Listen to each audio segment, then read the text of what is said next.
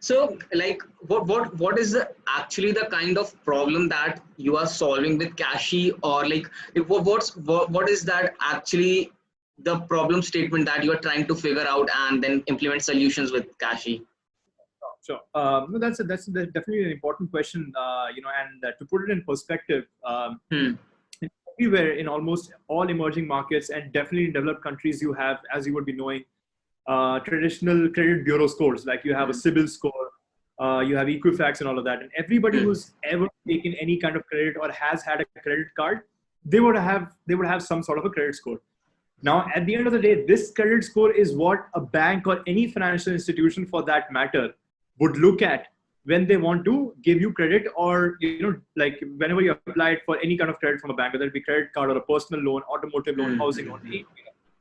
Now, at the end of the day, if you look at that perspective, at this credit score in general, all banks have a threshold below which they would not lend, because a credit score is ultimately considered to be an indicator of your creditworthiness. And the higher credit score, the more creditworthy you are. And if you talk about CIBIL, a study 1 year ago showed that for most banking institutions in the country, 700 approximately happens to be the threshold below which 700 on the scale, or on the entire CIBIL score scale, happens to be the minimum threshold below which they would not give you money. And only 10% of India's population who actually have a credit score above 700. And I'm only talking about people who actually have a credit score. Then that only 10% or less of India's population actually has a credit score.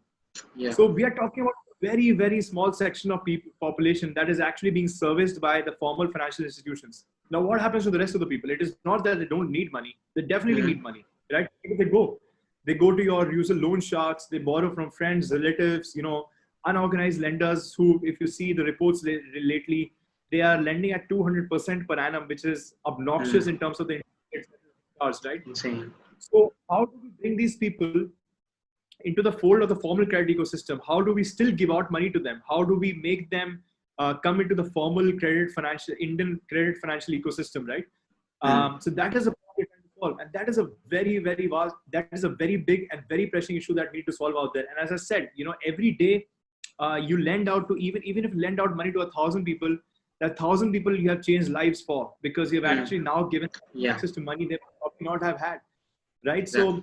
So we are now targeting, again, this is a huge section of population, right? So within that, what we're trying to target is young salaried millennials who do not have access to credit, or do not borrow from banks, because there is, except for the problem of not having access to credit because of unavailability of credit scores or having bad credit scores, there is also an equally big problem that India is very, very rapidly moving towards a consumption-based economy. And the middle class, the salaried millennials belonging to generation of yours and mine, they are the people who spend the most using credit cards and spend most on credit. And and people who do not have credit cards, they still want to spend on credit.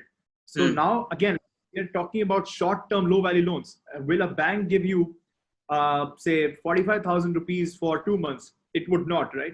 That's not any of the bank we would do that. We would give you 15,000 rupees, 20,000 rupees for 2 months, 3 months, 5 months. So we're trying to give out short-term, low-value credit as well to actually support this consumption-based demand that is rapidly coming in. So that is what we're trying to do to enable instant credit for young salaried millennials in India. That is our goal.